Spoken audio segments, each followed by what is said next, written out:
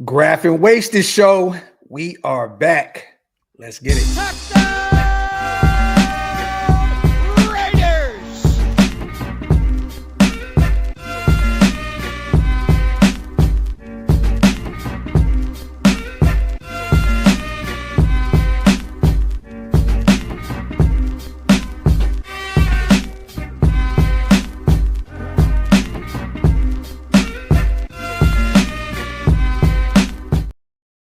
Yo, salute to everybody already here in the building, man. You guys know what time it is. We are back. Welcome to the latest installment of the Graphk and Wasted Show. Or the Wasted and Graphic Show, whichever way you like to slice it. What is the deal, brother? My brother, it's always good to see you, and salute to everybody here in the chat. Make sure you guys get your questions ready to go for our brother DJ Glaze. Without no further ado, man, let's do this the right way, okay? Charlotte, North Carolina zone, all right? Former Maryland Terp, our third-round pick last year, former third team all Big Ten in 2023, our starting right tackle, our guy, DJ Glaze. What's good, brother? So what's up? How y'all doing? Man, it's a blessing to have you here, man. I know we've been talking for about a week or so. I want to say this real quick. Salute to Pops, because he set this all up. We were talking in the DM. I ran into him in Indianapolis, and we had a really good conversation out there, man. Your Pops is so solid, man. He's a cool dude. I was telling you behind the scenes, I'm like, y'all are twins for real. For real. But how's it feel, man? You're in the league, you know, worked your tail off your entire life to get here. I know you're in your sophomore year now, though. But how does it feel, man? Like, just take us through the journey of what got you here. Oh yeah, man, it's definitely fun. You know, like you said, you dreamed of this your whole life. So I started playing football when I was 4. So, yeah, we've been 20 years, so 19 years. So, yeah, it's crazy. But you know, as you play, the older you get, more people start telling you, you know, one day you can go to the league, one day you can go to the NFL, and then you start like, man, maybe one day I actually will. And you know, then I ended up at Maryland. Well, in high school, I got hurt, so I only played 1 year. So it was kind of, you know, I didn't really know what was going to happen. Then I ended up at Maryland, kind of balled out there, and then ended up here. So it's been a good journey, but it's definitely been fun. You've been through a lot of change. You know, year one, AP, Tom Telesco. You know, you're in year 2 now. We bring in a legend, you know, Pete Carroll. This hasn't been really what we wanted up to this point. I know you can, you know, you feel our pain, DJ Glaze. Yeah, sure, right? We're 2-7 right now. But what is the energy around the locker room right now? And what is your take thus far on Pete Carroll in year 1? Yeah, I'll tell you one thing. We're 2-7, but if anybody was to come to the building for a day and just walk around with any one of the guys, you wouldn't even know it. Like, people come willing to work, ready to get better. Guys still communicating, still bonding. So, like you said, it's definitely not the season that we want. Nobody wants this, but at the same time, it's the first year. Like you said, first year under Coach Carroll. You know, he let us know when he came in. He doesn't lose. Like, you can go look at his resume. He doesn't lose. So this is kind of a one-off for him. So we still got 8 games left. So we're trying to get it back on track. But you know, it's been a slow start. But like I said, guys been coming willing to work, and we're trying to turn this thing around for sure. There you go. You know, DJ, I really wanted to get into, you know, the year that you had last year, right, was phenomenal. You had a really great rookie year, and transitioning into your second year, you know, what has been challenging to you from the first year to the second year? Like, has there been like a gap in knowledge or anything like that transitioning to a new coaching staff? And with that, you know, like, how has some of the things that you learned when you were in college kind of transitioned over to the National Football League? Yeah, for sure. Like I said, anytime you go under new coaches, put in a new system, it's going to take a little time. Yeah. So I mean, that's really the biggest thing, just going from, you know, a year and having to learn a new scheme, new coaches, what they like, their techniques and all that. So I mean, that's the biggest thing. But I mean, you know, now we're all starting to get the hang of it. You know, of course, like, there's been times, definitely for me personally, there's definitely been plays I want to get back, you know, and all that. But you know, it's like you said, it's the learning curve. We're all going through this together. So That's the big thing. And like I said, in college, we were real technical. When I was at Maryland, we were real technical. So I feel like it's kind of the same. It was a smooth transition for me because I know I've heard stories of a lot of places where coaches are just like, just go block them, find a way to get this block done. But but for me, I've always been the guy who needed the technical part of it. So that was huge for me, and it helped me transition to the league easier. How much has the absence of Colton affected the O-line, not only from a production standpoint, but like also from a mental standpoint? And was he like the veteran since day one that you kind of leaned on since you joined the Raiders? Yeah, for sure. He's been huge. I mean, he's still been behind the scenes talking to us, giving us pointers and tips and all that. But, you know, having his presence on the field, you know, is different. So, yeah, he's definitely, you know, he's the vet in the room. We all look up to him. We call him Cap. So, you know, that's my guy. That's our guy. Yeah, man. Hopefully we get him back soon, man. Hopefully. You know what's funny? You know, DJ, I remember last year hearing in camp a lot about you. Everybody's ranting and raving about how great you were doing and how, you know, you were going to push for a starting job, and that came to fruition. But within that, they talked about some of your battles with Maxx Crosby, man. You know, they were saying that you held your own, and it was legendary what you did as a rookie. You know, were some of those battles with Maxx the thing that kind of propelled you and gave you the confidence to perform at a high level, you know, going into the league now? Yeah, for sure. I mean, when you go against the best every day, you have no choice but to, you know, go out there and play good against others. And we all know Maxx is not going to back down. In practice, you know, you think he's on 800 milligrams of caffeine or something. He does not stop. He's always juiced up. So, you know, you can't take a play off, or he'll have his way. So, yeah, I take pride in, you know, getting my job done. So me and Maxx kind of went back and forth. You know, we still do. It's always fun going against him. I know it's only going to get me better. He's funny too, DJ. Yeah. We talk a lot and we DM each other a lot. And Maxx is a funny dude. I don't think a lot of people realize that. Yeah, he is. He is, for sure. What's the relationship like with JPJ? So today we officially placed him on the IR, dealing with that ankle injury. Salute to him and his family, man. Phenomenal family, man.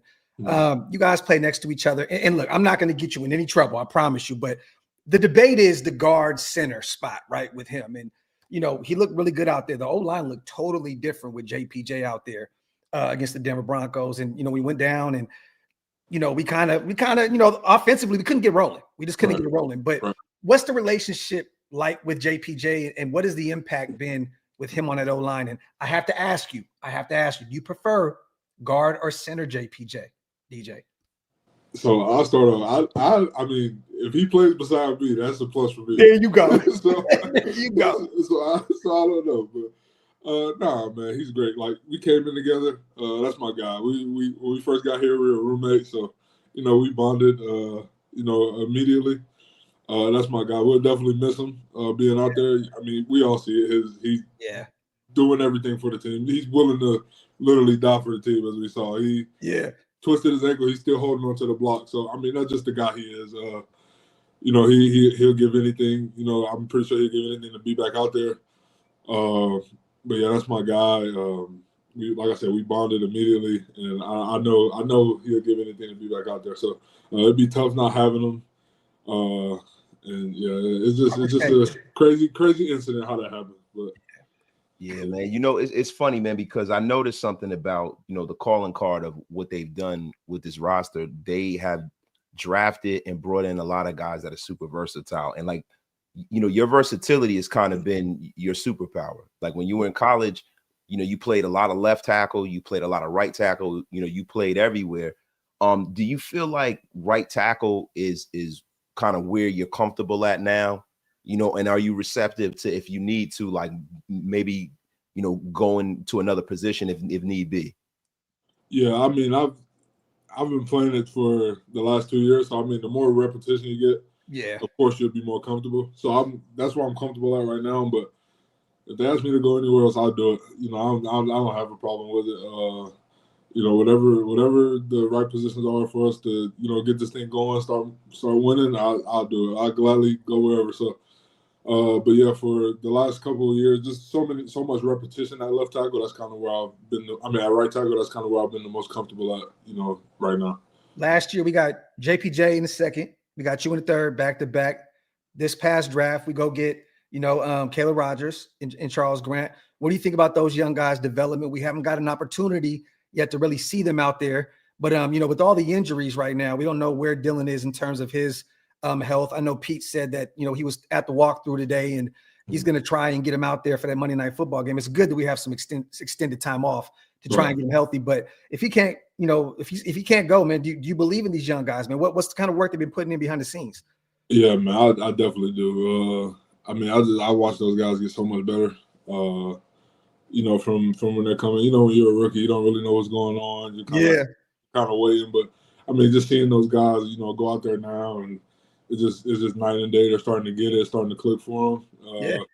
We were all rookies once, so I kind of try to talk to them, when I can, just give them pointers and all that. So I definitely feel like they will be ready when they when their number gets called, and I'm excited. Whenever that does happen, I'm excited to see him go. Hey, Wasted, it's kind of crazy to hear he's the OG now. Yeah, I know, it's crazy. Like, be an OG in 1 year, bro. But it's wild. It is what it is. Right? You know what's funny, man? With that, you talk about the young fellas trying to, get acclimated to the NFL. Now you become kind of almost an elder statesman for those guys. What was your welcome to the NFL moment? We ask everybody that. Always. Oh, it would have to be our first camp, really. I was running with the twos. Okay. And then I remember Thayer was in front of me. He got hurt. So everybody just called him my name, DJ. And who lined up across from me. Yep. So, that was the first time we just really started battling. And, it was fun. He got me on some, and then I came back. And that's, like you said, that's kind of what started that this third rounder is coming out here balling. So, I would definitely say that just being thrown out there, against Mac in like the first couple of weeks I was here. It's funny. We had Dante on like a week or two ago. Dante Thornton's a friend of the show. He's always on. We've had him on about 3 or 4 times now, right? Wasted. Yeah. He told us his moment was in camp, the joint practice against the Niners, coming down the middle, Fred Warner, ping, laid a hat on him. Laid a hat on him. So it's always funny to hear those. And I asked Dylan too, Lauby. And I don't even think he had one. Dylan's just a maniac. He's a special teams monster. He's just a maniac. Up to this point, DJ, like, who has been your toughest opponent, man? Your toughest matchup? You were at right tackle. You were playing against some of the best edge rushers in football, some of the best defensive tackles. Who is the best defensive lineman that you have faced up to this point? Not named Maxx Crosby. Not named Maxx Crosby.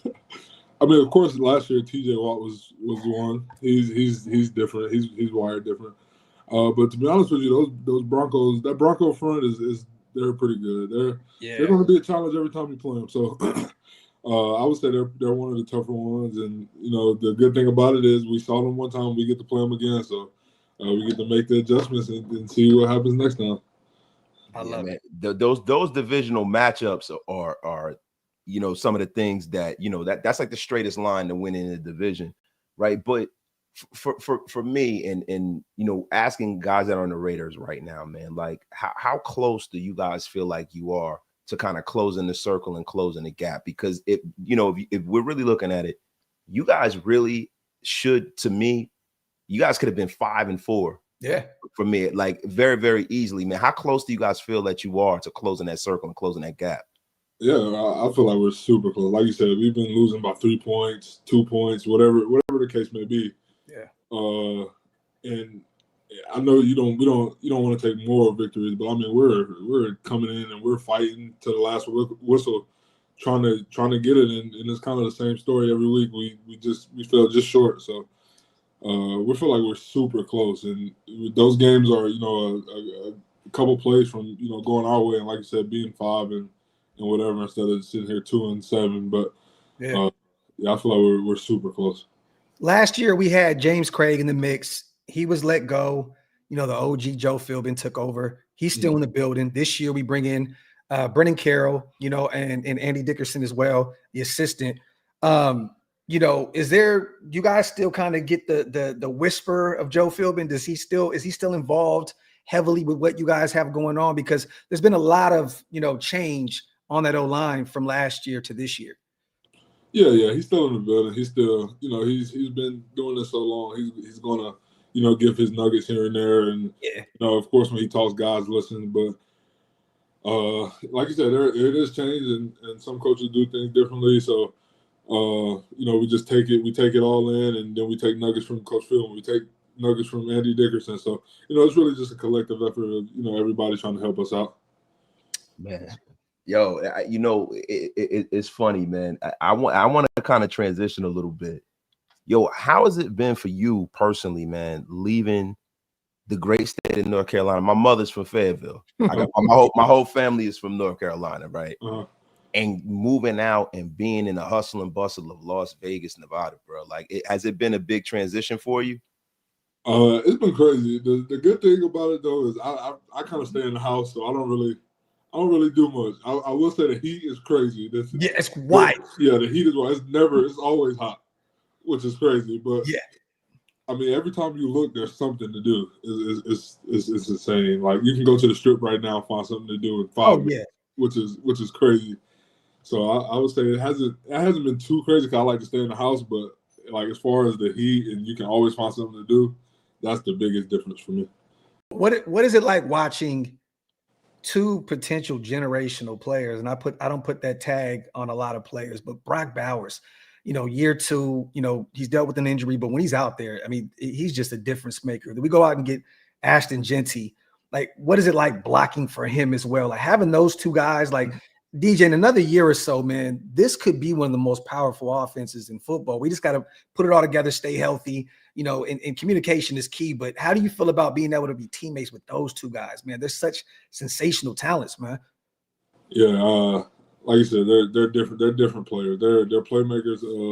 We've seen the stuff Brock has been doing. The game he had against the Jaguars the other day, his first game. Jaguars, it was crazy. Then Ashton, we see the stuff he does. He always makes the first person miss, and always he's going to go. So, I mean, it's going to be so fun to watch this thing come together and see what they can do. I know we're gonna start opening stuff up for Genty, and he's gonna take it. He's gonna take it. It's gonna get better. Then we'll get that run game going. It's gonna open it up for Brock. So. Just those two having a good run game, having Brock right there, I feel like it's going to be so crazy. And you guys take that personal too, right? When people say that we reached and we took a running back at 6, I know the O-line feels some type of way about that, right? Yeah, for sure. Okay. Because I mean, we see what he does anyway, and then when we start getting this run game going and we start opening stuff up for him, nobody's going to be able to say that anymore. I love it. Nah, I love it, man. I wanted to ask. Because, last year you were brought in under Antonio Pierce. Mm-hmm. And now we've transitioned to Pete Carroll, who is one of the most decorated coaches in the history of football. What's the main difference that you saw coming in under Pete Carroll after AP, was unfortunately, let go? I mean, is there a huge difference? Is there any similarities between the way they run their program, or Like what did you see when you came in this season? Like, was it different? Was it totally different, or was it a lot of similarities there? I wouldn't say it's totally different. I mean, our team is really kind of, I would say, like player led, if that makes sense. Like, everybody's gonna look up to Max and Gino and Colton and the guys that have been in the league for a long time. I would just say the biggest thing with Coach Carroll, like I said, when he came in, he told us, I don't lose too much. So, when somebody, he's been doing it for so long that everybody's going to follow suit. And like every day we walk in the building, we tap in, like, I'm in. And that kind of lets you know, like, whatever's going on, we're going to drop it we're going to get this work in, and you can worry about that when you leave. And, that's the big thing. Like, when everybody walks in, they're so focused, they're, ready to buy in, ready to tap in. And follow the leaders. The guys I named Max, Cole, and Gino, the guys that's been doing it for a while. Was year one a culture shock, DJ? I mean, you come into the league, you have a new head coach in AP. You have a guy in Tom Telesco who's there, and he handpicked you in the 3rd round. You know, the Devontae situation, you know, he ends up leaving and going to the Jets, and you're playing with one of the better wide receivers that we've seen in a very, very long time. Right. As a rookie, you're dealing with, you know, Luke Getsy being let go and the change from James Craig to Joe Philbin. Like, as a rook, man, like did it kind of build, like, do you feel like it kind of built you up for the future? Like, man, I've been through it all in year one. Right, a little bit. It kind of, like people say, is a lot happens in the NFL, and like you said, I got to see it firsthand. Yeah, which was a lot. But and then also at that time, I was trying to get on the field and play well and do all that. So it was just a lot going on. But like you said, yeah, I've definitely already in 1 year. I've already seen a lot. So it kind of builds you up and just gets you prepared for whatever may come in the future. I love it. I love it. DJ, your story is one that is really inspiring to me, right? Because, throughout high school, you had some injuries and, you only got recruited heavily by like one Power 5 school, and it was Maryland, right? Mm-hmm. And do you have anything to say to some of the young guys that are out there that are in high school trying to make it? Like, my nephew is currently, he's a pretty good running back, and he's always worried about where he's ranked in the state and this and that. And he's starting varsity as a sophomore, and he's super engaged in that. And I'm like, bro, just enjoy the game and get to where you need to go. I mean, do you have any words for these young guys out there that are trying to get to the next level? Yeah, for sure. I mean, as far as like the stars and all that go, I mean, that really, we see 5 stars not make it, and we see people with no stars, get in the league and do great. So, I mean, as long as you love the game and you're willing to put in the work, and all you need to do is get to a place where you fit in, like a good system for you. You're willing to put in the work. I mean, you'll be seen anywhere you go. So for me, it was I wasn't really worried about where I went. And like you said, Maryland came late. They came super late, like I think December of my senior year. So it was super late, and I didn't really worry about if I got that or not. I was just worried about going somewhere where I can be able to ball, and I know eventually the right eyes will see me. Yeah. But luckily I was able to go to Maryland, and nothing really changed. You still got to go out there and ball. If you go to a smaller school, it might be easier to get on the field. But I went to Maryland; it's harder to get on the field. So I mean, either way, you're gonna have to go out there and do your job, and you're gonna be found eventually. So. I would just say ball out. Don't really worry about the stars and what schools are looking at you. Just go out there and do your thing. So back to back, we're under the big national spotlight back to back weeks. Thursday Night Football, in Denver. Now we're at home next Monday against the Dallas Cowboys, and we are the team that has the luxury of seeing Quinnen Williams first in a Dallas Cowboys jersey, right? How are you guys preparing? I mean, I know that it was just a walkthrough today, and I know you guys will get really back to it this week, but how are you preparing mentally for, that kind of matchup? Because, he's going from a situation from the Jets where they lost a ton of ball games, and, Dallas isn't the greatest football team this year, but Jerry made the move. It's definitely going to get that defense a lot better with a talent like Quinnen Williams. How do you prepare for that national spotlight, man? You got Quinnen Williams, who's going to want to make a crazy first impression with the Dallas Cowboys. Yeah, for sure. So I just tell the guys, we've been going against great fronts all year. So, I mean, just go out there, ball out. Like you said, I know he's a heck of a player. Like you said, he's going to come out there Monday night, first game in Dallas.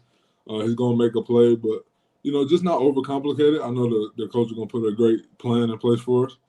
We'll kind of get into that, tomorrow and as the week goes on. But, don't overcomplicate it, because when you overcomplicate it, that's when you mess up, and then you let him make that splash play. So, like I said, I feel like I know for sure they're going to put a great plan in place for us, and we just got to go out there and ball, not really worry about who it is. But we got to get a win, so that's the biggest thing. We got to get back on track. Yeah, that's a fact, man. We're headed home. Monday Night Football. When we talk about Las Vegas, it has been kind of a strange situation, because you have such a the Raiders are the only team that have been able to take their fan base from Oakland to LA back to Oakland. And now we're in a whole new sports town, whole new medium. We're trying to establish kind of a fan base out there that's a part of Las Vegas, as opposed to, bringing people from California over to watch the game. How much does that home field the excitement from the crowd, how much does that motivate you guys when you're in the field? Is this something that you guys internalize? Do you worry about it? And does it help at all? Yeah, it's huge. You know, you always want home field advantage on your side. You know, just to get in your corner and kind of, you know, it helps you and it just disrupts the other team. So Yeah. Yeah. So, you know, the more fans you have in the crowd in your favor, you know, you feel like it's huge. Like I feel like home field advantage is real. You know, and I guess. Will we ever have it, DJ? Will we ever have it? The big part of that is winning. So there you go. I love it. When we, you know, when you win, then people will come. So that's the big thing. We gotta get them there. It's as much as our job to get them there as it, you know, as it is theirs to come. So that's huge for us. And like I said, I believe we're gonna get it. We're gonna get it. It's gonna come. Two-part question. Then we're gonna get the chat involved a little bit. Salute to everybody that's watching. Make sure you guys go support our guy, man, DJ, man. Follow him on Twitter, Instagram. What else you got going on? Did you have any foundation yet, or do you have any websites that you want to plug away? Let us know, brother. We would love to put it all in our community tabs and share it anywhere. Do you have anything that you want to plug right now? Not yet, but I'm gonna work on something for sure. Please let us know when you do, and we would love to push anything that you have in terms of your brand or the community awareness and all that good stuff. What would you say to Raider Nation right now? You know, Geno's leading the league in picks right now with 12. A lot of people are on Chip Kelly's helmet right now. That Geno and Chip dynamic. We know in a new system, things take time, right? It does take time. And we know that, you know, Geno was essentially never played in this system. And Chip has never, this has not been his quarterback. Chip's coming off a national championship with Will Howard in Ohio State. You know, Geno had some success in Seattle. What do you say to the nation, to a lot of us that are out there saying, man, we're questioning this dynamic. Is it going to work? Because you see it every day. You see Chip, you know, you see his system, you see what Geno can do on the practice field. Because we heard a lot of great things from Geno coming out of camp, a lot. And, you know, in New England, we've seen some of it. And we don't know what happened going into week 2 and things kind of just went downhill. But what would you tell the nation in terms of, you know, that dynamic between them and kind of preaching some patience? Because, you know, a lot of us have been fans, and me and Wasted included, we've been fans for 40 years. You know what I'm saying? So we've seen it all. We've been there and done that. But there's some younger guys that are sitting around and saying, we've never watched this team win. Right. You know, how do you preach patience to the fan base, and how do you explain the Chip and Geno dynamic? Yeah, I mean, you just got to understand that no team ever comes in, I feel like, first year and wins the Super Bowl. Like, we can see the last couple of teams, they've been building, they've been playing together for a long time. It takes, like you said, it takes time. You know, and like you said, we've seen Geno win in Seattle. We've seen him do great things in Seattle, and we know he can do it. Like you said, first game he came in and do it. He makes great plays all the time. You know, it just sometimes you can get put in unfortunate, you know, situations, and you know, a ball can get tipped here or there, or whatever it may be. You know, but like I said, we all know Geno can play. He's shown it. He's been in the league for a long time. You know, and like I said, Chip, he always calls great games. He puts us in the best position to succeed. You know, at the end of the day, a lot of the stuff is we really just got to go out there and execute. And you know, sometimes, you know, as games goes on or whatever the case may be, you got to be able to keep it up. This Coach Carroll says all the time, it's about the team who does right longer. And I feel like that takes time. When you know, this is our first year playing together. I know it's already been 9 games or whatever the case may be. Yeah. We definitely agree there should be progress, but everything that's going to be great takes time. And believe me, we're working every day at it. Like you said, we see it in practice. We're trying it's not like we're not trying. So just stick with us, and we'll get it right for sure. I mean, that's what we could see. We could see that as a fan base. You know what I mean? And as pundits of this team, you know, we get a little bit of a different glimpse behind, you know, the curtain a little bit, as opposed to just normal fans of the team. But the one thing that we can see is the effort level and how much you guys are out there battling. And that's why I'm very hopeful for the future. I wanted to ask you, man, being a part of a legendary organization like the Raiders, there are so many great players that have come through the hallowed halls of Raider Nation, man. Have you developed a relationship with any of the old guard, some of the older guys, the Arshells of the world, anybody who played for this team in the past that could sprinkle some wisdom on you? Have you been able to get a connection with any of those guys? I've talked to Lincoln Kennedy a couple times. I actually went to his restaurant, and he comes out sometimes. So I try to talk to him every now and then. Link a real one. Yeah. He give it to you straight too. That's why I respect Lincoln Kennedy, man. Yeah, he'll come up to you and give you some. I remember we were in camp. He saw one of my reps. I came off. He talked to me. We chopped it up. So yeah, for sure. And then just taking in the information like that. And yeah, I mean that's really the biggest one. Cause I see, like I said, I see him all the time. So just trying to take in all the information he gives and translate it to my game. One more, man, real quick. Did you get a chance to see Jacoby's interview the other day? His first game against the Texans. Did you get a chance to see what he had to say? No, he shouted us out. That is a difficult thing to accept because it's like he's such a leader, right? And then he leaves, and he wanted to be there. But did you see that wasted what he had to say? Yeah, I saw that. That was amazing, man. I got a lot of respect for Jacoby. But like that has to like kind of light a fire in the locker room when you hear a former. Because Dante said that he leans on him. He's like a big brother to him, and he still talks to him a lot frequently, even though he's gone. But for him to say that, it's like he really, truly believes in you guys. And he really like thinks that this thing is going to get fixed very, very soon. Like when you hear a guy like Jacoby say that, what does that mean to you, man? Yeah, man. First of all, Jacoby is one of the greatest guys I've ever been around. Probably one of the best teammates I ever had. Everybody says it.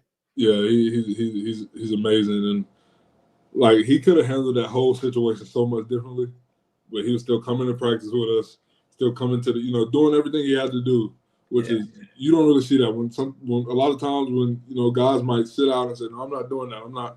If I want to be here, I'm not going to do that. He was still here, so that's huge. I mean, he's like I said, he's one of the best teammates I ever had, and he was in it with us. So just to hear him still thinking about us, saying I know it's going to turn around soon. That's huge, man. I love Jacoby. I wish he was still here, but I know. Sometimes it just for the better of his career at the moment. So I wish him nothing for the best, and I'm so happy for him. Let's get the chat involved real quick. Salute the Heat Check. He says, salute Glaze. Thanks for being on the channel. You guys are the GOATs. Raiders. Salute to my guy, Heat Check. Salute to my brother Hug. He says, what nicknames has DJ had in the building and growing up? The chat has dubbed him the Glazinator. It's awesome to watch you craft your game for our Raiders. All the best wishes and future. Well, DJ is actually your nickname, right? Yeah, DJ is my nickname. I'm a junior, so I'm named after my dad. So that's kind of what I had growing up. I love it. Chat, get a couple questions in before we get out of here, man. We're not going to keep DJ in here all night. And once again, we will continue the Graphk and Wasted and Graphk show once DJ heads out. So stay tuned for that. But get a few questions in before we get out of here. I got one before they get one. DJ, man, I see a basketball jersey hanging up behind you, brother. Yo, is that a sport that you were into? And who's your squad? You know what I mean, in the NBA? I played a little bit. I stopped playing in high school because I had to start. I had to start focusing on football. But I don't know. I'm a LeBron guy, so I like the Lakers. I love LeBron too, man. He always hating on my man. He always hating on GOAT James all the time, man. He always hating on GOAT James. I gotta hate on something. I'm a Sacramento Kings fan. I got nothing to be happy about. Oh man, yeah. But you know what's funny? I grew up, DJ, watching my favorite team back in the day was the Charlotte Hornets. Larry Johnson, Muggsy, Alonzo, Hershey Hawkins, Del Curry. I loved that team back in the day. Like my grandmother painted her truck turquoise because I loved the Hornets so much. So I love it. I know you're a little too young. I was about to say, Graphk, that's the young brother right here. He's like, who? Brother young, man. Hey, Germ says Hondo in the building calls you the mule. Yeah, the mule. What the hell does that mean?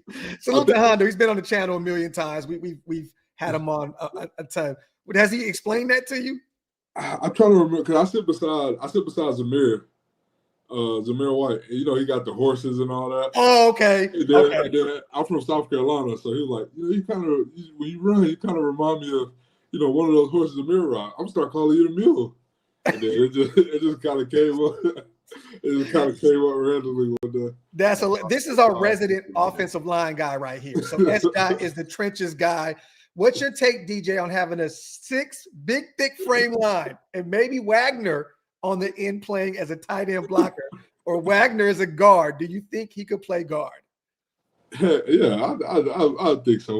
Wags is the most juiced up, most energy I've ever seen. Like if you come around with him, he's always yelling and flexing, and I think he'd do it for sure. That'd be fun if he came in and just that's a big dude. Somebody, yeah, he's huge.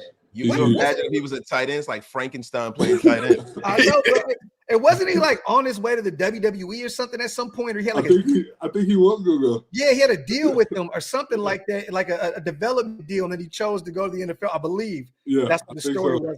That's crazy. So. That is. Yo, can I ask you a question? Who's the biggest jokester on the offensive line? Because y'all are always an interesting group of characters. I say JPJ is up there. JPJ is always joking.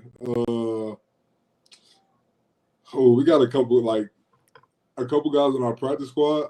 Uh-huh. You can't look at them or you'll laugh. Like it's constantly just always jokes with them. Is putting them like that? Is putting them have that energy? Because when he came in last year as a UDFA, we were hearing some things and we spoke to a few people, but he had some energy in camp. Yeah, he'll do some wild stuff too. He'll make you laugh. He'll do some wild stuff. Okay. Hey, man, real quick, man. Salute to our guy, DJ. Once again, brother, we appreciate you so much for taking the time out to hang out with us. Salute to your pops, for setting this up, man. Such a good dude. I had the honor once again to hang out with him for a split second in Indianapolis at the game. We are rooting for you. We are hoping and praying that you end up being, that guy for us, that anchor on the right side for us for years to come. On the way out, I got one question for you, okay? Who is your favorite offensive lineman ever? Of all time, I would say Larry Allen. Larry Allen was a beast. He was. I think the first time I really started watching it was the play where he was standing flat-footed and he hawked down. It was an interception or something. Yeah. Then I was like, dang, I just started watching his highlights and he's just dominated. Yeah, he was different. Is there anything you want the nation to know on the way out, brother? You want just anything that like I said, you got going on or anything with the team? If you can speak to the fan base, there's a lot of people in here right now. What would you tell them? Because we have a very passionate fan base. Yeah.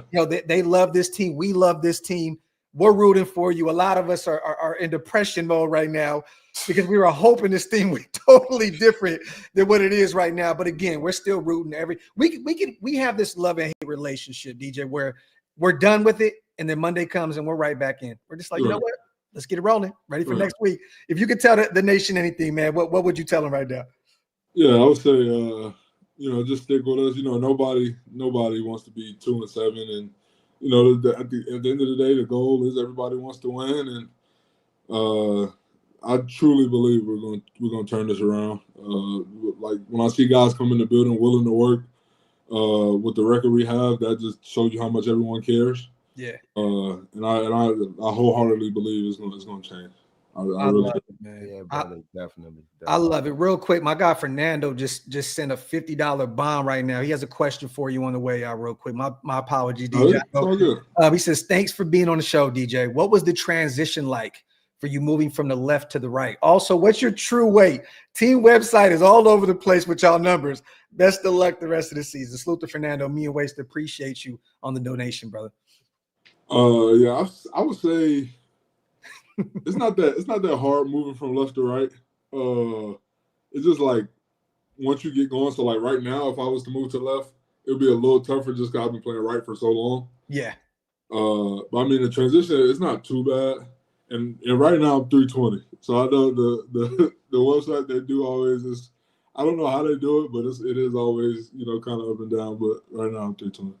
There you go. Hey, we would love at some point in the off season, man, to pick your brain a little bit about, what we got going on in the next season at some point. If you would, bless us with your presence, we would love to have you come back on some point in the off season, man, if you got some time. For sure. We could do that for sure. Definitely, man. Thank you so much, bro. We appreciate you, man. And as always, you guys go support our guy, DJ. Tell them where do they follow you at on Instagram and Twitter and all that good stuff. Yeah, my Instagram is delmar.glaze. Twitter saying, I think you put in DR Glaze and it'll pop up. Okay, so I'll put those in the description after the video, and everybody go follow our guy, man. Yeah, we gotta DJ. Make sure, man. We gotta make sure we support our own, everybody out there in the nation. Yeah, man. So we appreciate you, DJ, man. Have a wonderful night, man. Thank you again for taking out some time to kick it with us for a minute, brother.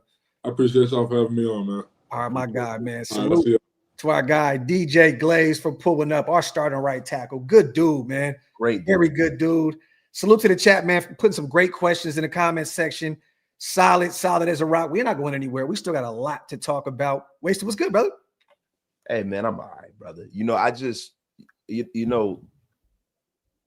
it's such a weird season because my football brain tells me that it's going to get better. Because I can see signs of it. It's just hard to constantly preach that because I understand the fan who is in the dumps. I understand the person who is saying, man, this is never going to get better. I get it. Yeah. I get it, bro. I understand, bro. You're dejected.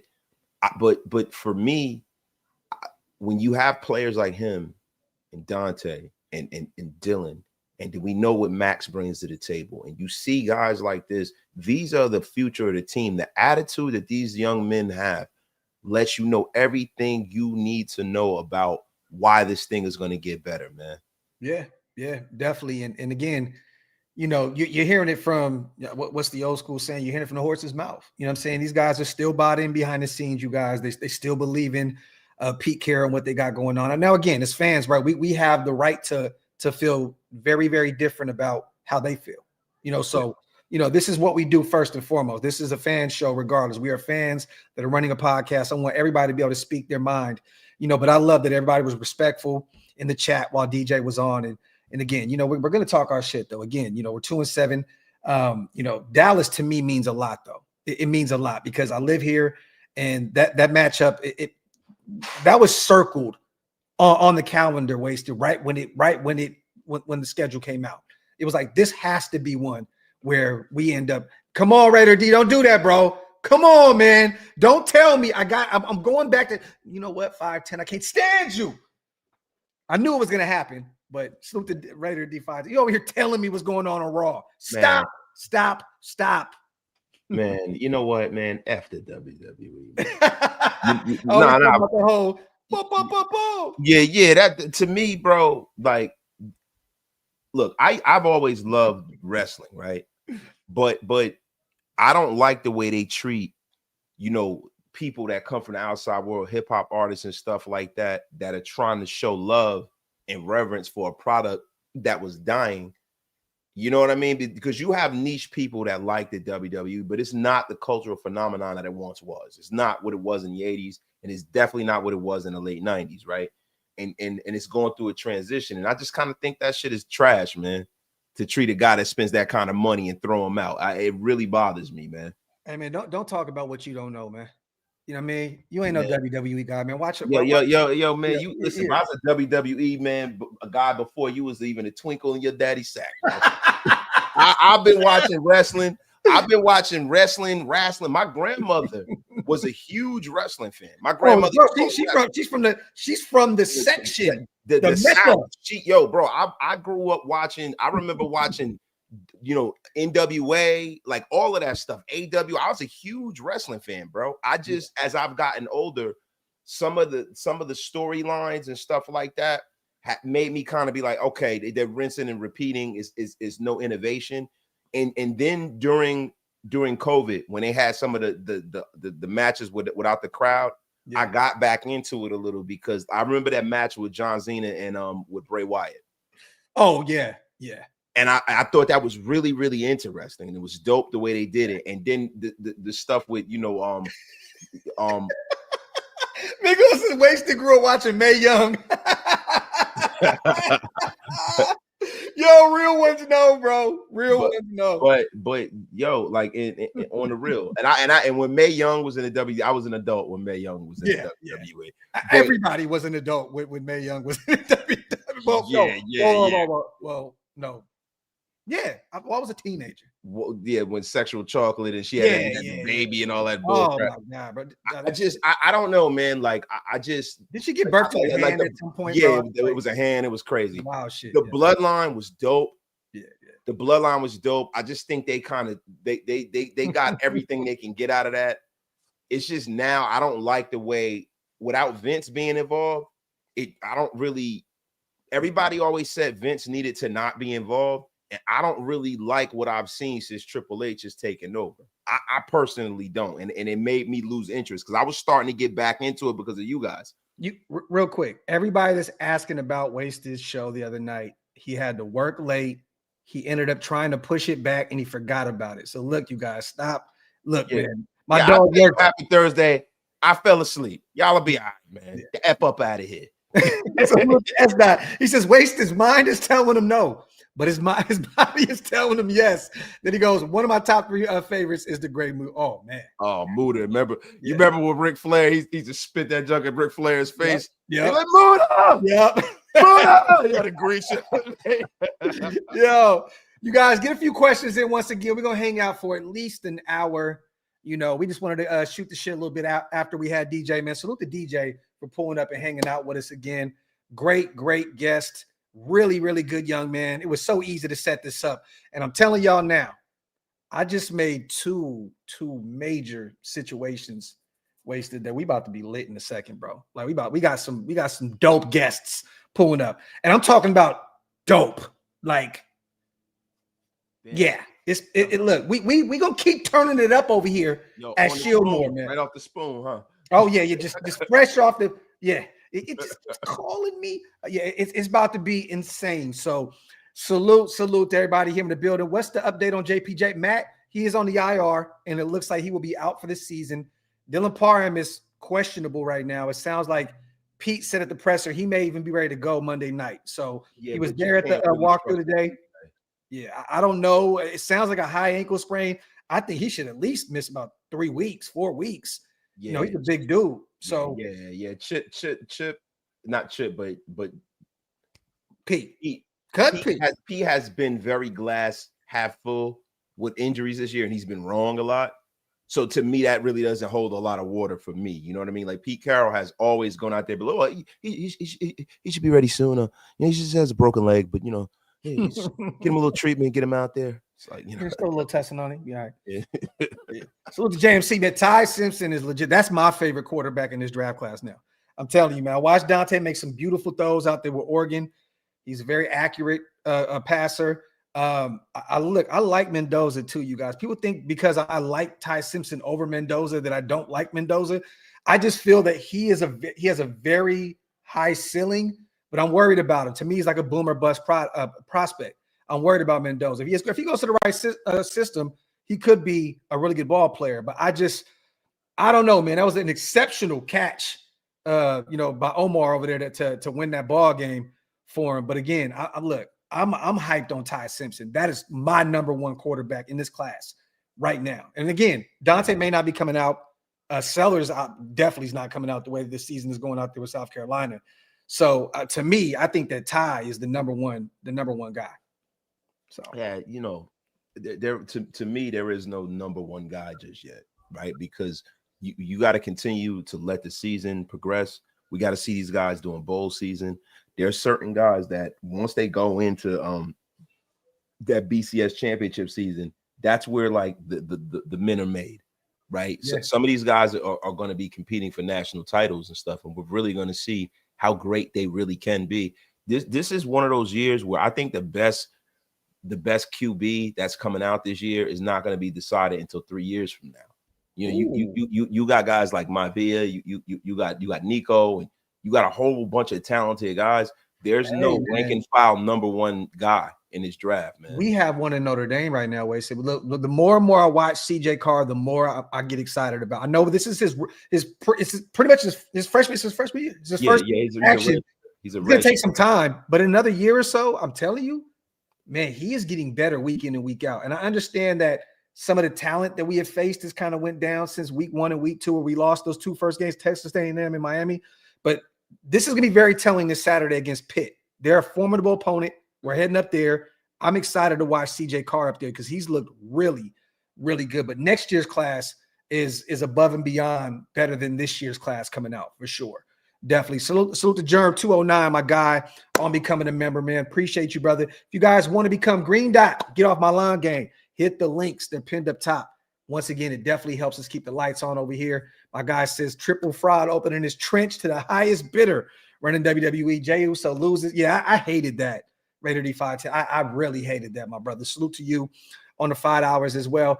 A lot of talk right now. Salute to my guy Jason Hunter, my brother, with the Go Irish. Come on, man. We text all game long watching our Irish, man. Jeremiah Love is just phenomenal. Love watching him and Price play, and you know, we got some superstar. Hey, Malachi Fields, the wide receiver, is a phenomenal. He's going to be great too at the next level. So, but yeah, man. Look, I want to talk about this real quick while we still have everybody in the building. The Kyler Murray talk. Okay, it's a lot of talk right now of because if I'm a betting man, Wasted, and we don't have any of this. This is not. We had nothing planned after the DJ Glaze. We're just going to talk. It may sound we're going off script a little bit, and it's because we are. But there's a lot of Kyler Murray talk right now.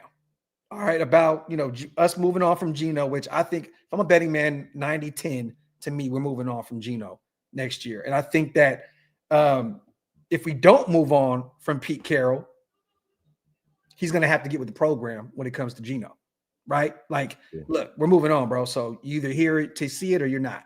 Just is what it is. But what is your thought process on the whole Kyler Murray situation? A guy that, again, has been a 2-time Pro Bowler, right? Just like Geno Smith.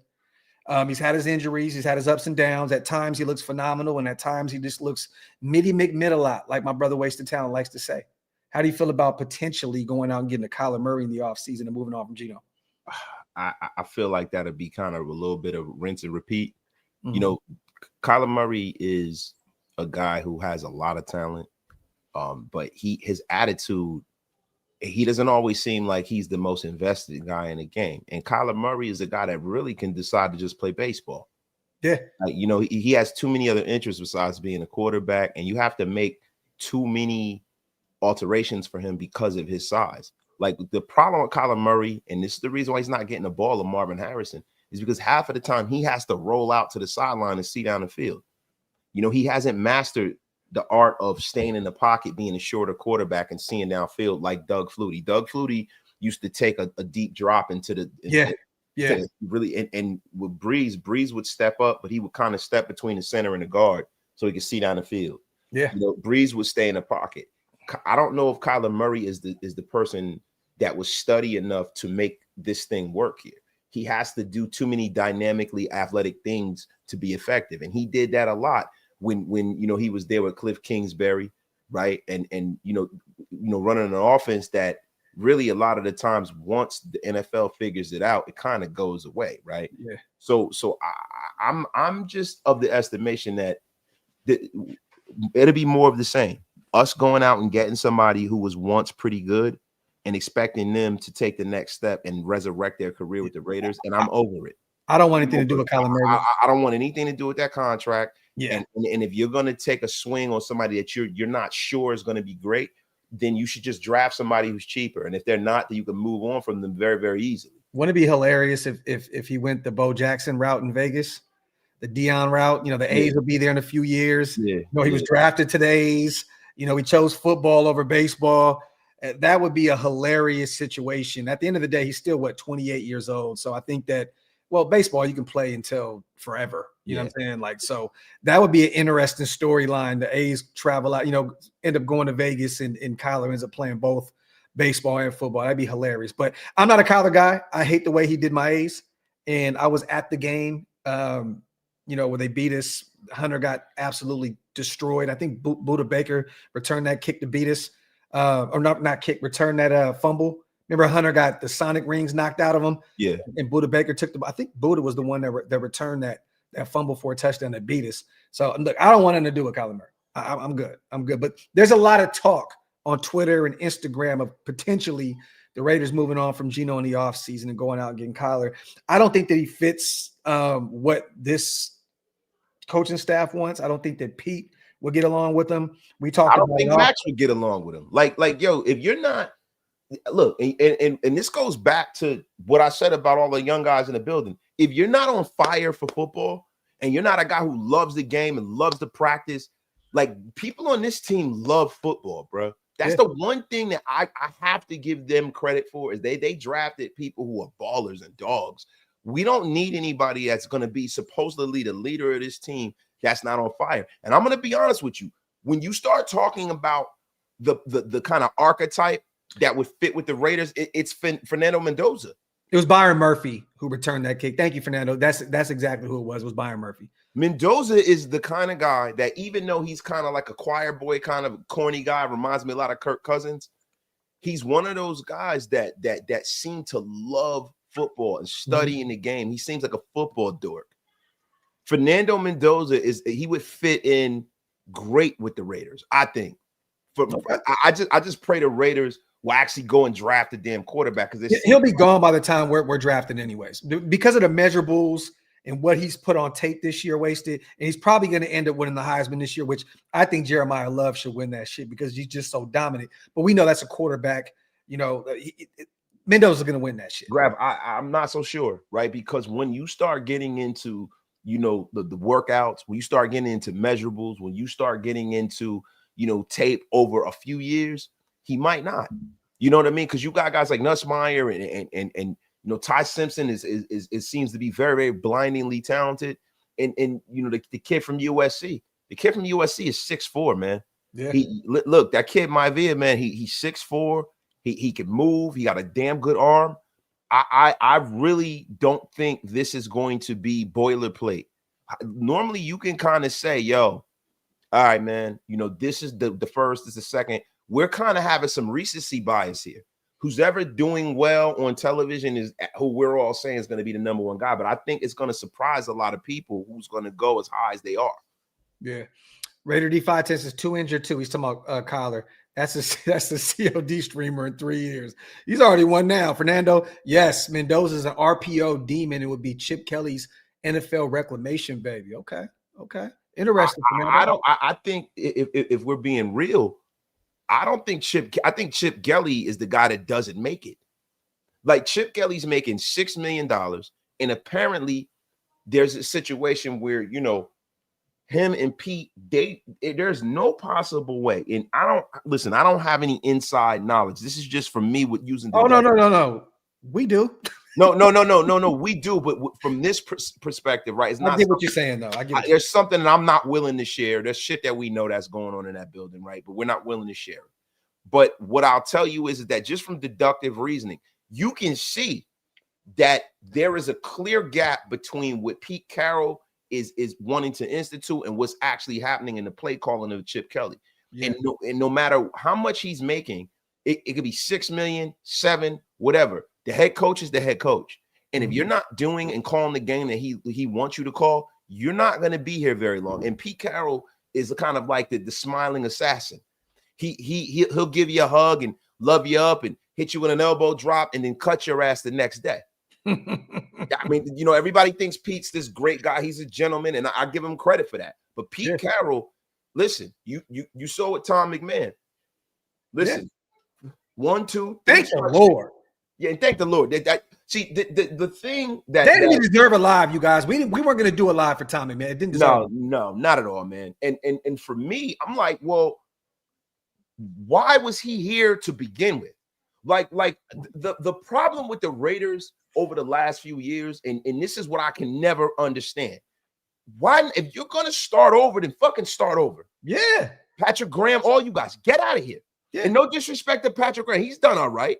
Yeah. Yo, get whoever you don't want out of here. And then from an organizational standpoint, stop hiring fucking coaches who have the same say as GMs. Yep. And also draft a quarterback until you hit. I mean, I don't understand. It's not hard to rebuild in the NFL unless you're trying to reinvent the wheel. And it seems like the Raiders are always trying to reinvent the wheel, and I'm sick of it. Well, the problem is this. You had Gruden, who was positive that Derek Carr was his quarterback, right? In a few years, he showed that there was some truth to that. But then you bring in Josh McDaniels. He does the whole Tom Brady thing. Let me go find a statuesque type guy in the middle rounds. He goes and gets Aiden O'Connell, right? AP doesn't even stand a chance. He has 1 year, and you knew who he wanted, but there was no way in hell we could move up to get Jaden Daniels. So recently, there really hasn't been and with Pete in the building, it's crystal clear he doesn't want to go get a rook right now. Like, he doesn't want to do that. He got his best quarterback he's ever had in the third round. I think that he thinks he can hit later on. He may even feel that he has something in Cam Miller, which I think that was a spy tech in Brady move.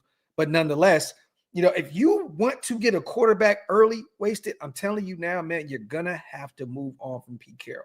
Because, again, he's not going to want to be here to see this thing through. He may not even have enough lifeline left to see this thing through with the young guy. You know what I'm saying? So, again, look, man, it's crazy to watch that Ben Johnson has three times the more wins than Pete Carroll right now. Like it's just crazy to me. Mind you, it takes two to tango, right? We wanted him. He didn't want us. He went to a situation with a better quarterback. I get it. But Pete had a chance to actually go out there and pinpoint his quarterback. He went and handpicked his guy. And Ben just went with the better situation because Caleb was already in play. Well, Ben, if we're being honest, Ben handpicked his guy too. He wanted to coach. He didn't handpick him. He went to the better situation at hand. He wanted to coach his guy. He knew he can get whatever job he wanted. That was the quarterback that he was on fire to coach. That's probably why he left Detroit. He could have stayed at Detroit even longer. Like before, they were rumors of him leaving the year before that, and it wasn't something that compelled him to leave. Caleb Williams is what compelled him to leave Detroit. What was the one team, I believe, the year prior was the Commanders, I believe, right? Was the one team that they were talking. And then I think Carolina was a team that was talking about potentially trying to bring him in. Yeah, but they were saying that they had Ben Johnson going there indiscriminately. And had they had the number one pick, which everyone thought, he would have gone there because he wanted Caleb, right? I don't think he was as juiced up to coach Jaden Daniels as he is Caleb Williams. Yeah. There's something about Caleb Williams that he liked, and he's getting the best out of that situation. But be that as it may, right? We're in a situation where, even with Gruden, right? Coming in thinking he can reclaim Derek. Even with John Gruden, even if you have a guy like Derek Carr, the odds say that, listen, he's good, but we should still seek excellence. The problem with the Raiders is ever since Al has died, right? And even Al, at the end of his life, he was operating from a prism of how football was and not the way it was at that time. Yeah. You have to seek excellence. If you have a middle of the road quarterback, that should never preclude you from drafting a quarterback at all. Never. You should draft a quarterback until you have something close to what Josh Allen and Patrick Mahomes is. Yeah. No, I agree with you. And again, that's why we're in NFL hell, football hell right now because of it. And again, we don't know where we're going to go. We don't know when we're going to locate a quarterback. We don't know what direction that this regime is going to choose to go in. We're watching Matthew Stafford have an MVP year with the Rams right now, playing phenomenal. And that was a guy that Brady wanted to bring in. And it sounded like there was a very, very good chance that he would leave the Rams.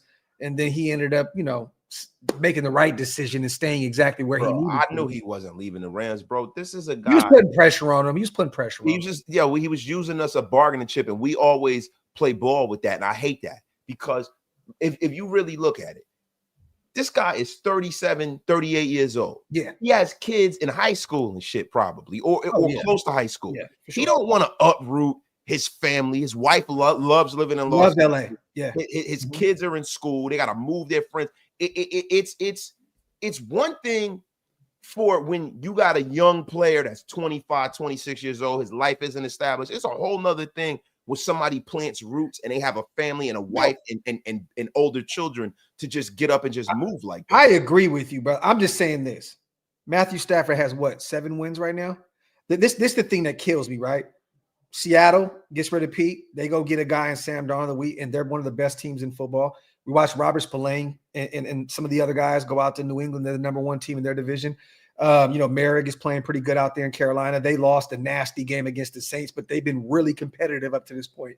It's like watching these guys. Everybody leave. Then you watch Ben Johnson, You know, they're winning ball games. It doesn't matter how they get it done. They're getting it done. Like, it's just everything that surrounds this football team. It's like when you leave, everything, like, it just gets better for them. Outside of Devontae last year with the Jets, but now he goes to the Rams, goes back home to California, and he's playing lights out with them. It's just like we can't have anything good wasted. It's like everything that we get close to. Ben Johnson, successful in Chicago. Caleb was playing really good ball. Matthew Stafford, MVP caliber guy this year. Like, it just sucks, man. Because you got to be realistic if you're the ownership of this team. Just because you have a shiny new stadium in a nice city and tax-free and all this other stuff, and you got all the money in the world, does not mean that this is a situation that people are going to put their careers on the line for. Like, the one thing about being a head coach is you might not ever get another shot at that shit. So you got to go to the best place possible, right? And I think that the Raiders try to skip steps. You know, I say this to consistently all the time. You can't jump the line. You have to be there from the foundation of the process all the way up to the crest of the roof of the project. Yeah. You can't go from the foundation to the roof. There's a whole lot of shit in the middle that needs to happen to make this thing work. And they keep consistently trying to skip steps. And that's like, even with this Pete Carroll move, that is skipping steps. You know, this team is not talented enough to do what Pete Carroll envisioned. And I heard Pete Carroll get interviewed, you know, when he tried to kind of make the comparison of what happened when he went to USC. But I think they got the one delusional coach, and I don't mean to cut you off. I think they got the one delusional coach that actually believed that. I think when Tom and Spy realized they weren't going to get a Stafford, they weren't going to get one of those guys, or Ben Johnson, like to build this thing like I think that they said, we're going to go get the one guy that actually can sell the culture and who's delusional enough to think that he can win with this football team. Bro, when he shows up to pressers week in and week out, I said, I honestly, I can't believe that we're not further ahead. It's like, wow, you really truly believe that we were way ahead of the curve with what we have. And I think that he is just, and once again, I love Pete Carroll. I think that he's had a great, like you said, a decorated career up to this point. He's won every step of the way. But again, sometimes the game just passes you up. And I feel like delusion has gotten to him up to this point, bro. I really feel like he's the one guy that Tom and them said he's delusional that he can come in here and fix this thing. Every great visionary and leader is somewhat delusional. They set standards that are unreachable, and they try to get people to live up to that. And that's a great thing. But it's not about Pete. It's about the people that hire him and understanding where you are. Right. It's kind of like being a guy, right, and knowing that you're a 5 and you don't have a lot of money and you keep trying to hit on chicks that are 10s. Yeah. And the reality is that, you're a 5 and that chick is a 10. and that chick is going to date ball players and rappers and actors. Yeah. And you need to go holler at the fucking cashier at Costco. Yeah, like, you know what I'm saying? And I think that the Raiders need to focus on stop trying to like Bluetooth themselves into success and really trying to build a successful program. Yeah. You know, and I think that's part and parcel, you know, some of having Mark make certain decisions that look good on paper, but aren't the best for this team. And what you got against Costco, man? Oh, I have nothing against Costco. But they got Costco got some big old women working there though. They up there eating churros and $2 hot dogs. They up there eating a calzone. Oh, shit. That's hilarious. That's hilarious. Nah, yeah, but on the real, I just think that who's ever calling the shots, it's like, GM hires head coach, young innovative person. Be in for the whole build. Be in. Understand that you're not going to win this year. Maybe you might win this year. Who knows? But be in for the whole deal. Get quarterback, build around said quarterback, and do exactly what you need to do. Like, I'm just tired of us feeling like, okay, we can just, keep, putting lipstick on a pig. Or put year in and year out. You can't do that year in, year out. You can try it and hopefully, maybe it'll work or you can catch lightning in a bottle. But if you've gone, just from 2011, I'm not even going to go back to Al's days. from 2011 to now. But that's why Gruden was smart enough to get that 10 years fully guaranteed deal. He knew it was going to take some time in order to turn this thing around. He came in, got rid of Khalil Mack, got rid of Amari Cooper. And we started slowly but surely. Couldn't draft for shit, but there was some players there, right? Hunter Renfrow, Max. There was a few guys that they found in the mix of not being able to draft well. But he was smart enough to say, I know that this is going to take some time to get right. You know, Pete was delusional enough to sign a 3-year, fourth year team option deal and think that they can win now. And again, when you look at this roster from top to bottom and you think, this is a guy that Seattle claimed off of the waiver wire a few years ago, Drake Thomas and Caillou Blue. Do you remember the day they got both of those guys off the waiver wire? When we got rid of Drake Thomas, and guess what? He's one of the better young linebackers in football. He's a monster, and we all said that. And the thing that is very, very disheartening is that what is it about us, right? And look, we're on every single day. We're on every single day. Like and like for me, we throw a lot of opinions out there. Right, but you can go back and pull the tape. Like fucking 85 to 90% of them are right. Yeah. So what is it about us, right? Some ham and egg dudes who are just trying to make their way in this thing. Yeah. What we don't even have the access to the shit that they do. Yeah. Why can't you see when you have this guy in the building that this is a linebacker you need to keep? Bro, we talked about Drake Thomas that entire draft class, and we got him as a UDFA. That was Hammer's guy. Like, that was Hammer's guy, and we were all big fans of him. Watched him with the Wolfpack. He was a beast, and now he's out there playing phenomenal. And mind you, they have a really great defense around him, one of the best defenses against the run. Tariq Woolen had a great game against Arizona yesterday as well. He played lights out, and you know, but again, I told you my guy Emmanuel Forbes is going to come to light at some point, bro. Yeah, he's cooking right now. He-man's balling. He-man balling. Yeah, man. Yeah, but let's get these supers in real quick. We're just kind of just off script right now, man. Salute to everybody. If you guys want to get a chance to listen to DJ Glaze, our starting right tackle, run the show back. He was on for about 40 minutes. Really, really great dude. We got some really, really good conversation out of our guy, DJ Glaze. So run the show back. Salute to Hug. Happy 250th birthday to the United States Marine Corps. Once a Marine, always a Marine. Salute to all the Marines out there. And thank you, Hug, for reminding us about that. Salute to my guy, 5'10". Click them boots and hope you teleport to a winning season at this point. Salute to my guy, man, 5'10". I mean, I wish it was that easy, right? Yeah, wish man, it was that man. Yo, and salute to my father-in-law, a veteran. Yes. Salute to my father-in-law, man, the 82nd Airborne, bad motherfucker, jumping out of planes over in Grenada. Salute to my father-in-law. I know he watching. Salute to him, man. Salute to him as well. Excuse my language.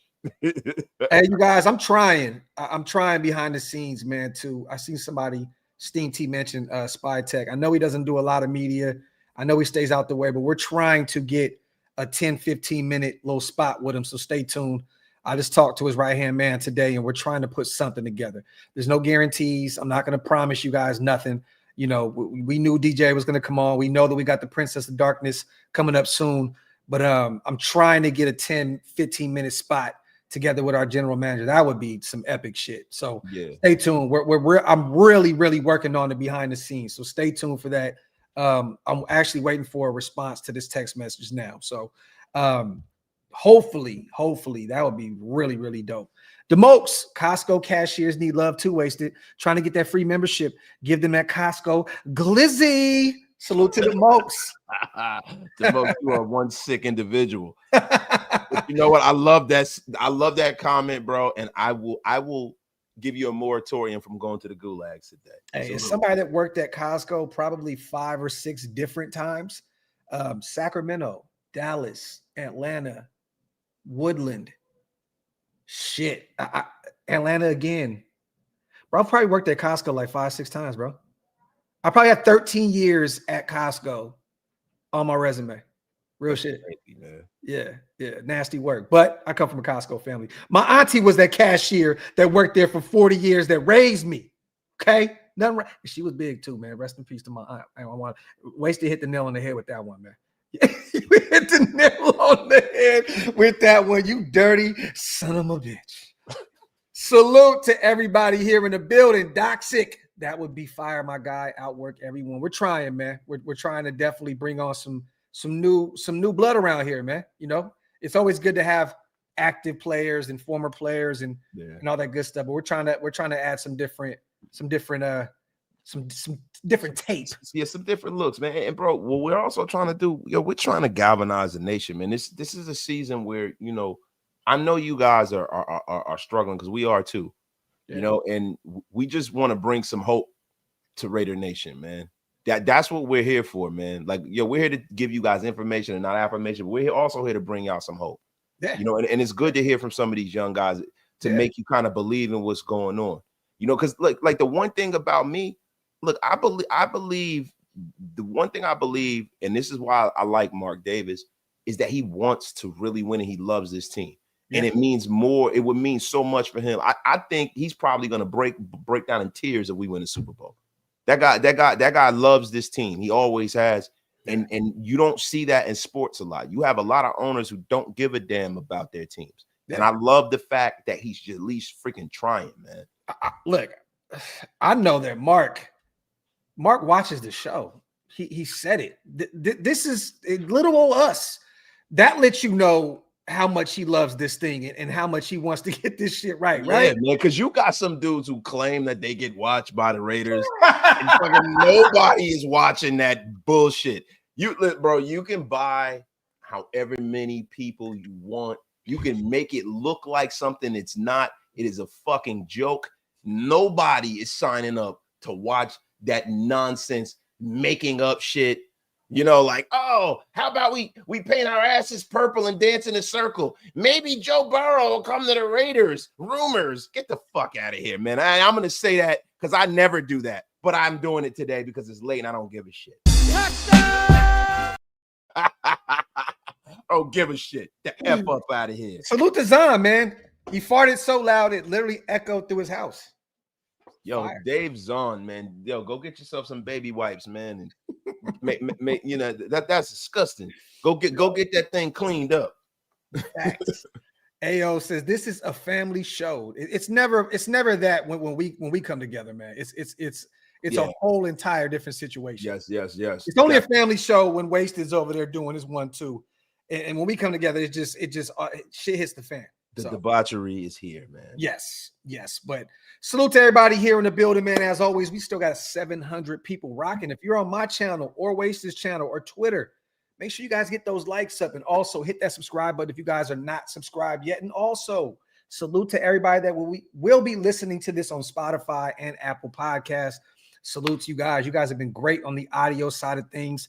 I've been snooping around Twitter and all over the place and seeing people share it. People showing me on Facebook, they're showing us sharing all the audio stuff. Yeah, I haven't uploaded anything on an audio podcast in a month. And I'm going to be real with you. I don't want to just upload my show. I want to actually do an audio podcast. Yeah. Well, I mean, want to, but I don't have the time. Every one of our shows that we do are always up. So those are phenomenal because it is like a show, but it's cohesive. The only thing with me, I don't upload mine. I'm going to tell you guys something. Look out for 2 audio podcasts a week because of all of you guys make it to where I can't upload my shows because you guys are a bunch of crazy people and it's just me for 40 minutes yelling at you. So I can't upload that. You bunch of bums. Blame yourselves. Yo, we will be back, you guys, this week. Raiders will be back Monday Night Football, Dallas Cowboys. We'll try and maybe get another Graphk and Wasted show later on in the week. Definitely. Once we get the injury report and all that good stuff. You know what? I'm gonna reach out to a couple creators. So let's get a Dallas guy on and pick his brain a little bit about the Cowboys. The one dude that we yeah. We'll reach out to him, get him on the show as well. And me and Hammer will be covering the game next Monday, you guys. The play-by-play. We will be lit Monday Night Football for those who are looking for a space to hear actual Raiders call Raider football games. We will be here every step of the way. Also, make sure to check out our brother Wasted. He will be over at JT the Brick Show. Not bi-weekly, but every week moving forward, going over there and giving his takes about what's going on with this football team. So make sure you guys follow our brother Wasted Talent over there at Raider Nation Unlimited. He'll post all of it in the community tab, Twitter, Instagram, and all that good stuff when they put those shows together. So stay tuned for that. But anything on the way out, man? No, bro, just guys, be on the lookout. We got a show tomorrow too. We're gonna be rocking and rolling. We're gonna get you guys some more guests. And I just want y'all to know something, man. Think things look really the darkest before dawn. Yeah. But I think things are gonna turn around, man. Especially every time we come in contact with one of these young guys on the team, man. It just makes me believe that things are gonna get better, because when you have guys with that kind of attitude so young in their career, that's nothing but right. Yep. So things are looking up, guys. And then again, man, once again, salute to Lecky, my dog. Much love to our guy DJ Glaze for pulling up. And once again, salute to DJ's father.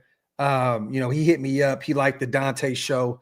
And I tapped in and was like, we got to get DJ on the show. And it was just that easy. It was like this was not a situation where we had to sit around and hopefully, this works and so on and so forth. You guys have no idea how many different situations we have that are set up, doesn't work, set up, doesn't work. This was light work, and it's because of DJ Glaze and his father, man. They really, really made this a layup. So salute to them as always. But other than that, you guys, make sure you guys wipe them feet, pay your bar tabs on the way out. Salute to you guys. Run that show back. Check out our starting right tackle, DJ Glaze. He was live for about 45 minutes. So run the show back and let us know in the comments section on both channels how you feel about the back and forth banter with DJ Glaze. Salute to you guys. We love you guys. We are out. Touchdown!